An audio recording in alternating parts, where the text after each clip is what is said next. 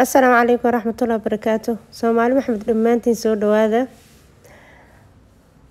Maantay ama taariikhda sameynay muuqaalkan waa 25 bisha 12aad 2022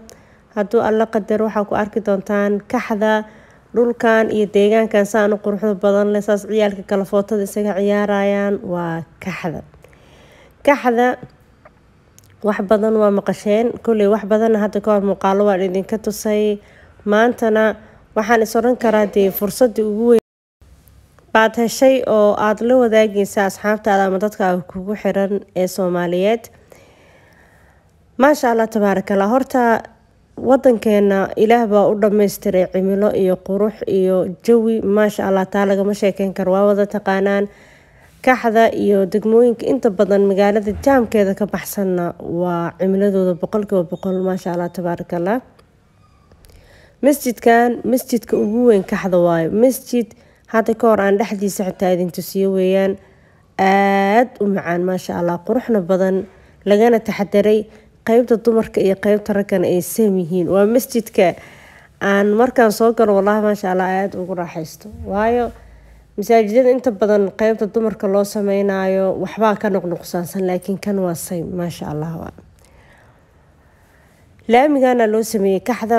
laamigan uu idinka dambeeyay laamigan ayadoo saaritaankiisa wali madoobeys meeshan aysan soo gaarin oo jayga la waxeenayo shaqada ay ku socotaan hadda ka hor mar idin la soo wadaagay balse laamiga maanta aad arki kartaan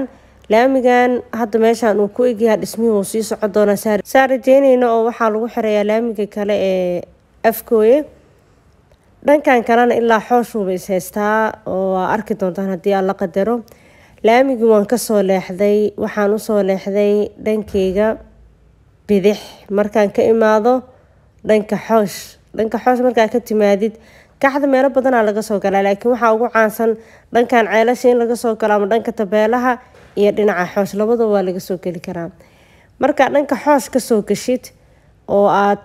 laamiga ku socotid dhanka bidixa u soo leexday waxaa tagaynaa boos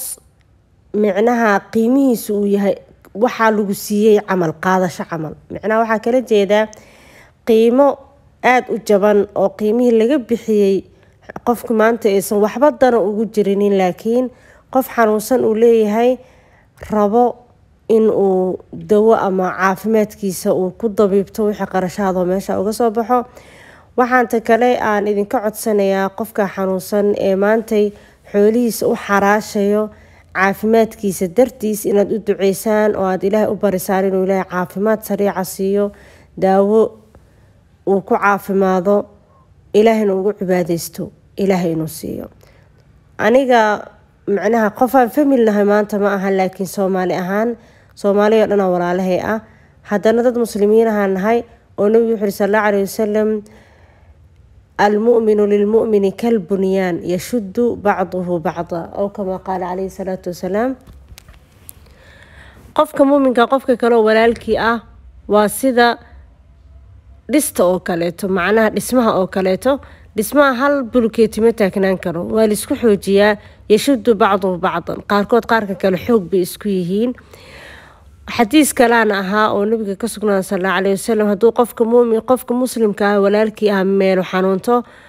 أما أذيك هتى فرتك وحنونته من كسي حنكرت تجرك أقول وسوجي ذي ساس وحلم إذا قفك ولالك مسلم كه حنونسن ولا حنونسن إنسا إلهي عافية نينكا صوماليات ولالكين أنا ما أنت تذكر كما كرنا لكن دولكي سوحي وجسوا جاري قاب أنا كما أنا أركي إني دي دولكي la xaraashayo hadana xaalad ay jirto xaalad caafimaad marka ducada asaga xitaa umad ii weydiimo oranin laakiin ana idin weydiinay inaad ilaahay u barisaan oo aad duceysaan waxa laga yaabaa qof naga mid ee ducaa mustajaaba inuu yiraahdo yaa rabbi qofka caafi oo caafimaado almuhim waxa ku soconaa rawda wadadan jidkan waxa la yiraahdaa jayga rawda xaafada rawdu tagaa nus booskan wuxuu ku yaalaa rawdo waa nus boos aad u qiimo jaban qofkuna uu uga maarmayo inuu kiro iyo waxa ku deganaado oo lacag kiro laga qaado iskuulka meesha uu u dhow yahay iskuulka kama foga jaayga wax badan kuma jiro xaafadan waa la degan yahay saa arki doontaan oo waa meel biyihii iyo korontada leh kaamirada idinkugu qaban doonaa markaa tagno hadda inta usii soconana waxaa ku fahmi kartaan dee meelaha lasii maraya iyo meeshu siday taa waa fahmi kartaan Rawdo iyo laamigan kaxda waxaa u dhaxeeya 3 kiiloomitirka u dhaxeeya Rawdo iyo laamiga kaxda laakiin Rawdo waa xaafad caadiya oo la degan yahay wax walba u dhameystiran yihiin ee aan qasab ku ahayn qofka degan inuu kaxda yimaado ama xamar uu adeeg ka doonto meesha uu joogo uu wax walba ka heli karo oo baahiyaadka bini aadanka ah sida iskuulada masaajidada madaarista iyo qudaarta iyo waxyaabaha nolol maalmeedka qofka uu ku raadsado jaaygan wax badan oo socdaa laakiin anaga ilaa ya lama gaareyno waa leexad doonaa waxaan inta badan arkay dad idin kamid ah oo oranayo muuqaaladana loo soo koobo warka hala yareeyo taana shaqadeena ku dheelaysaa macnaha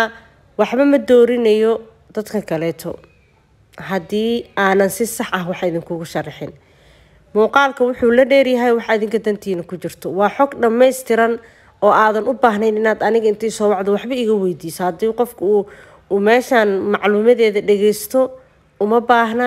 inuu aniga ka waran idhaho dhul aan dukumiintigiisa nadiif ahayn ama goof ahaan nadiif ahayn amaba aan qiimihiisu macquul ahayn aanan nafteeda u qaadi lahayn ma idin horkeenayo saa darteed muuqaalad waxaan ugu talagalay qofka meesha aan kasoo tagno ilaa meesha aan tegayno xogteedoo dhammaystiran inuu haysto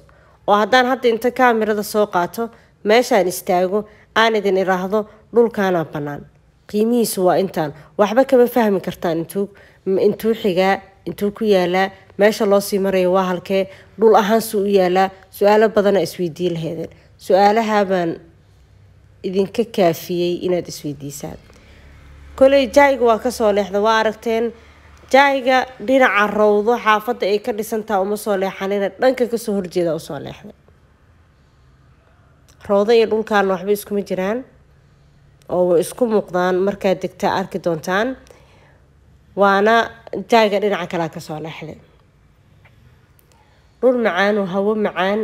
quruxna badan weeyaan halkaan markaa soo istaagtid waxaa arki kartaa Rawdo waa kaas jidka xitaa aan soo marnay baad inta ka arki kartaa wadada aan soo marno waatan masjidka waa kaas ceelka Rawdo waa kaas boosaskan halkaan ay ku yaalaan meeshaan waliba waa deegaan oo guryaha ka dhisan waa aragtaan waa la degan yahay korontadii biyihii wax walba way leeyihiin waxa meeshaan ku jira marka nusboos iib ah nusbooskaas cabirkiisa waa 20 laano dhulka meeshaan waa finti waa 20 dhulka inta badan ku yaalo kaxda dhulkan aan idin dul keenay oo nuucan ah aadna aragtaan meesha inay korontii biyaba leedahay la degan yahay deegaankuna uu teelteeliyay hadda deegaan badan oo camiran meeshaan kama muuqdo laakiin deegaan badan oo camiran markay noqoto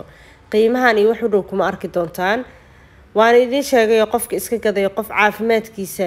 dartiis u gadanaya oo xaraashaya weeyaan oo aan ahayn qiimihii uu dhulka la midka ah marayay ma lagu iibinayo booska dhamaantiis waa iib laakiin hal qayb oo kamida waxa iska leh hal qof ee hadda dan hayso ee rabo inuu iska iibiyo qaybta kalena nin kale iska leh laakiin asagu laftirkiisa iib u yahay balse wakaalad buu ku wareejinayaa halka boos waa la isku gadayaa hadaa rabtidna nuska hadeertaan baahidiisu ay taagantahay waa laga iibina nus booska cabirkiisa waa 20 qiimaha lagu rabana waa $4,500 xaafadii Rawdo waa taas waa aragtaa sida dhismaheeda uu yahay dhulkan waa kan aad taaganahay waana nus 20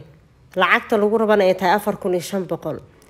hadaa dhahdid booska isku qaadanana waxa laga rabaa $9,000 oo war la'aan ah lacagta saan idin sheegayo korkoro labaad kama jirto wax ma leega dhimayaa may ama waa ku qaadanay ama waa uga tagay nuskan hadda diyaarsan oo qofka la ula taagan yahay dukumiintigiisa waa qaadan kartaa booskana waa isku qaadan kartaa wakaalad dhulkana lagu wareejiyaa wax ceeba ma lahan ama wax dhib ah oo ka imaanaya ma jiraan waxa maleynaa marka booskan ina aragteen intaan soo soconay ina aragteen dhulkan hadda laftirkiisa meeshaan aas guri filla ah aas-aaskiisa ka aragtaa laakiin guri hadda dhismihiisa uu socdo ma ahan anigu been ma sheego meeshaan hadda dhismaa laga wadaa oo ka socdo ma idin oranayo dhisma hadda kama socdo aas-aasku qofkii lahaa dhistay waana ka tegay inuu calaamad ahaan u dhistaa laga yaabaa inuu dhisa doonana waa laga yaabaa labadaba way dhacdaa